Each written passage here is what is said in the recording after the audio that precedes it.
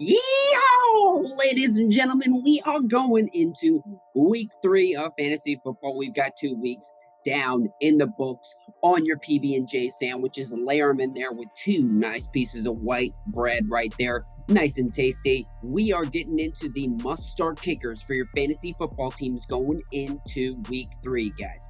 And if you are not already a part of the Catch fam, we definitely encourage you to go down there, hit the subscribe button, join the best community and all of fantasy football, the Catch family, guys. And as always, we truly do appreciate if you hit that like button if you do enjoy this video, and make sure to get in those comments below so that all week long we can build your team to the best of its ability to demolish your opponent this week.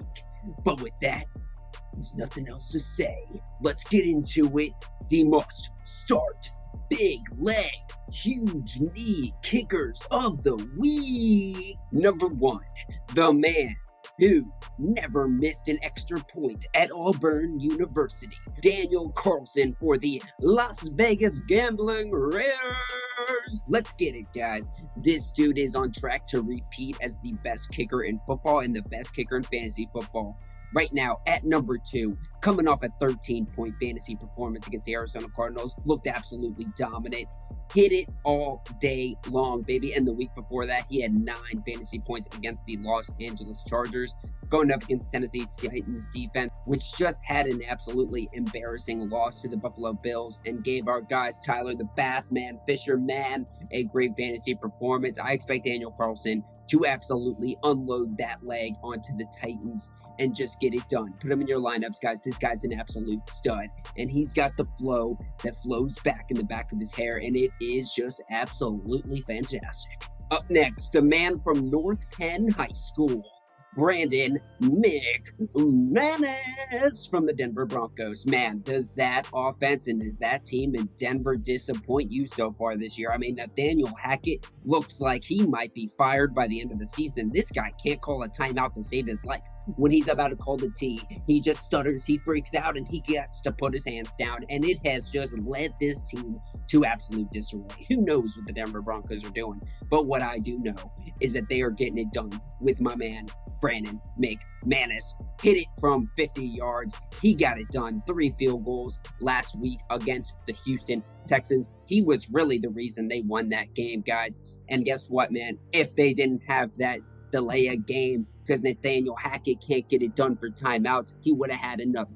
I love this guy, and I love the fact that he gets to play with the altitude again, going up against San Francisco. His first 2 weeks, he's been a double-digit performer, and I really think that that altitude helps those kickers. You hear it every week when these guys are in Denver. It's a little bit of a home field advantage, and it's a big home field advantage for that kicker. Number 4 in the season so far. I absolutely love this guy. Plug him into your lineups against San Francisco. This should be a pretty good matchup, but the San Francisco 49ers defense is going to be stout enough to stop the offense, which is already struggling from scoring touchdowns. And that offense can't score in the red zone anyways. This guy's an absolute lock. Put him in. Up next, we're talking about the man who played soccer in high school and was a 4-time All-Conference, 2-time All-State performer. We're talking about Ryan SUCCOP. And guess what, guys? This dude was Mr. Irrelevant in 2009. And that's exactly what we're looking for at the must-start kickers. We're looking for irrelevance. So, Mr. Ryan SUCCOP, welcome to the top 5. This is the kicker for the Tampa Bay Buccaneers, which just lost Mike Evans to an absolute backstage brawl. He got it done. He destroyed Marshawn Lattimore in that fight. Man, that was fun to watch. I love seeing a little good old brawl on national television, guys. But let's get into the facts here, okay? Ryan SUCCOP has been getting it done over the past couple of years, but in large part, he's been getting it done for the extra points because this offense has been a little bit more explosive, right? Well, guess what? Not anymore. This offense is a little bit less efficient. They don't score as many TDs, but what they do is they rely on the number 1 kicker in all of fantasy football, guys. Ryan SUCCOP, 10 points last week against the New Orleans Saints, baby. He had 2 for 2, and he had 2 from the 40 to 49 range. I love to see that. But the week before that, guys, we're looking at consistency here at the Catch. He had 14 fantasy points against the Dallas Cowboys, or shall I say, the Cow Suckers. because those Cowboys, I don't like to watch them. But he had 14 fantasy points against them, 5 attempts, 4 field goals, and 2 from the 40 to 49 range. So what are we seeing here? Well, we're seeing that these guys are going to Ryan SUCCOP at deep ranges, and they are giving him a lot of opportunities. Guys going up against the Green Bay Packers, I think this is going to be a hell of a matchup. But I think both kickers, Mason Crosby and Ryan SUCCOP, are going to be very important for this game. But baby, I am loving Ryan SUCCOP here. Went to South Carolina, big Gamecock, represent. Let's put Ryan SUCCOP in your lineups. Up next, we're talking about the man that just gets my blood boiling in a good way. Evan Money Mac McPherson from Florida University. He was a Gator. He sat around on boats and just lived with his Gator family. Well, this man, Evan McPherson, is going to get it done against the Jets. Coming off a 13-point fantasy performance against the Dallas Cowboys, had 3 field goals, 2 from the 40 to 49 and 1 from the 50-plus range. This guy has made his bones from the deep. He was flawless in week 2. He's going to be flawless in week 3. And I think this Jets defense, which is a little bit more stout, a little bit more attractive than we may have thought, is going to give this offense with the Bengals, which has been struggling a little bit, problems. I think the Jets are going to hold back more touchdowns than we would expect. And I think the Cincinnati Bengals are going to rely on this guy's feet, this guy's legs. And Evan Money Mac McPherson's going to get it done in a big way. And you need to put him in your lineups, guys, because this dude is still a beast. I understand that only 6 fantasy points week 1, but he's still in the top 10 all season long. And this guy's going to be a part of one of the best teams in football this year. And I get it, they're 0-2, but give this team a chance to get their feet underneath them. Up next, we're talking about the man, Jake Elliott. Whoa, those Eagles look hot. They look spicy, just like some nice chips and salsa on a Saturday night when the feelings are right, guys. Jake Elliott for the Philadelphia Eagles. I love him going up against the Washington Commanders with Carson Wentz. Guess what, guys?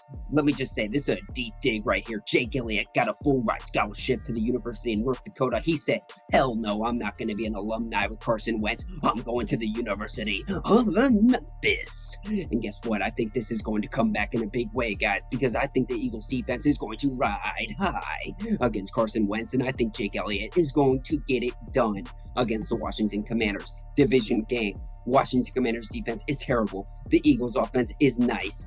I think there is a lot of extra point opportunity here, and I think he can also get it done from any range as well, as we've seen throughout his illustrious career. I get it. So far, these first 2 weeks, not the best performances, 5 and 8 points, but let's go back to him. Let's get it done with my man, Jake Elliott, and let's put him in there for a little bit of a hoorah. University of Memphis over North Dakota. Up next, we're talking about the young buck, the young gazelle who runs through the trees and the forest like a praying mantis. He is absolutely great. He is absolutely fantastic. I love everything about him. From McKinney, Texas, 6'1", 198 pounds, with 150 of that coming from his legs. We're talking about KF for fantastic York, born in 2001 for the Cleveland Browns. This guy is an absolute young stud, guys. When we identified Evan McPherson as a beast, let me tell you what, a lot of the same traits come with Cade York, except for one more thing. This guy's got a mustache. Okay, you need to put him in your lineups going against the Pittsburgh Steelers. This is going to be a delicious game script recipe for kickers. I mean, I love the defensive play here. I think it's going to be a slob knocker. A lot of heads banging, a lot of chest cracking. But I think Cade York is going to be absolutely relied on. Jacoby Brissett, he's going to be throwing picks. He's going to not know where the defense is coming from. And they're going to say, give it to my man Cade. He can get it done. I think the Browns get it here at home. And I think Cade York has another delicious game like he did in week 1, where he had 16 fantasy points with 4 field goals made, 1 from 50 deep.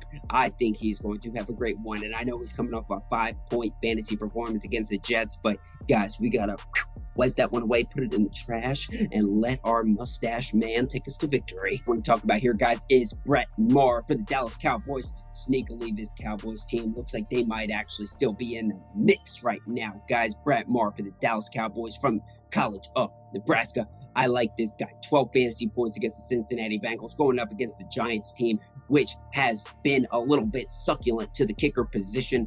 I think that this is going to be a nice division matchup. I'm not too sure who's going to win this game, but I think the Cowboys are going to rely on this guy to get it done. With Cooper Rush, I think they rely on it a little bit more. That's what we saw in week 2. And let's put him in our lineups, guys, because this guy hit 2 from 50 plus deep. This guy can get it done. And you know what we say, guys from get it deep from 50 plus, well, they can have not just one PB&J sandwich, but 2 PB&J sandwiches. This guy's 32 years old. He brings a little bit of wisdom to the group here. Let's throw him in your lineups, guys. He's 1% rostered, and I want to make this guy a top 10 fantasy kicker by the end of week 3. That said, guys, that is the must-start kickers for your fantasy football teams going into week 3, guys. I hope you enjoyed this video. If you do, always encourage you to hit that like button. It truly means a ton to the channel, but most importantly, make sure to hit that subscribe button. Come on and join the Catch fan. Make sure you jump down there, get into Discord as well. Great way to interact with this great fantasy community in the Catch family, guys. And definitely hit those comments. Let me know what's going on. Are your teams, whether it's quarterback, running back, wide receiver, tight end, kicker, defense? I will help you out ahead of Sunday so you can not just beat your opponent, but you can laugh at your opponent after. Let's get it done, guys. This has been the Must Start Kickers. And remember, you saw it here first at the Catch.